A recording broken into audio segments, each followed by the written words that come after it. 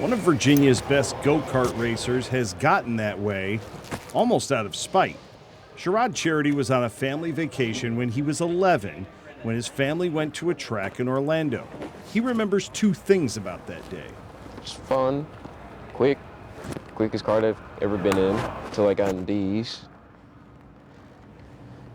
Fast as I don't know what. Might have rammed in my sister.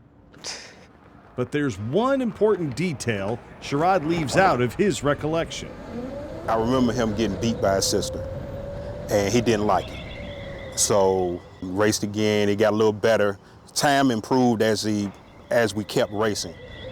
Whether it was the thrill of going fast or the sting of losing to a sibling, Sherod kept asking to keep driving. The more he did it, the faster he got, to the point where he was quick enough to join an adults-only league at the age of 11. He rarely asked for anything. So when he asked to do this, that was enough for me. And he's kept his interest going. He's respectful. When we got into the karting community, they welcome you with open arms. It doesn't matter what you look like, what your color is, what race you are. All they know is you put a helmet on, you race. And Sherod can race. The soon-to-be sophomore at Southampton High has already won 4 different karting championships and has won races in 7 different states. He was part of a 3-driver team that won the rookie class championship at endurance karting. Sherod has also raced at Daytona International Speedway, where he finished 4th in his class. At a World Karting Association event in South Carolina, he finished 1st in his class while reaching top speeds of over 90 miles an hour. Not bad for a kid who doesn't even want to back the family car out of the driveway. We've been the one race at Langley. He won't watch it on TV. He won't watch the Formula One race. He won't watch the NASCAR race. But if you take him to the race, he don't want to be bothered. He's going to watch the race.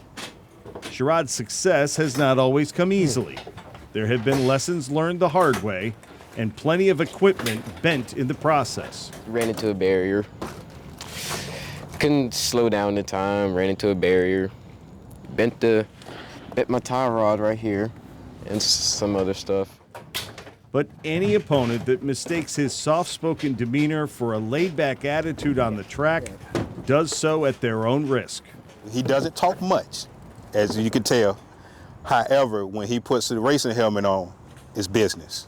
He has said some things that I didn't think would come out of his mouth when he's on the track or in the heat of battle.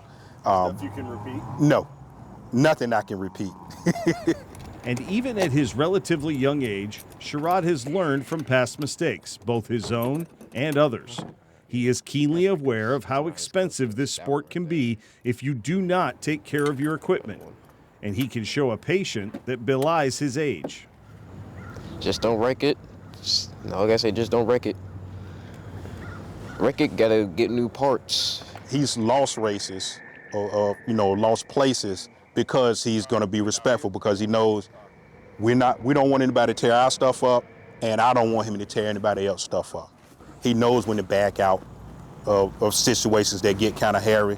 And I've seen him, he'll let off the gas or master brake and just let other people go when they're fighting, and then they end up crashing out, going off the course, and then he'll just sweep right on by. Where this can take him depends on a number of factors, not the least of which is sponsorship and support. Sherod is hoping to work with professional coaches and maybe move up to bigger cars and tougher competition. His family, and maybe even his sister, will be along for the ride. As long as he wants to do it and his grades are good and he minds, his mother and myself, we'll do what we can for him.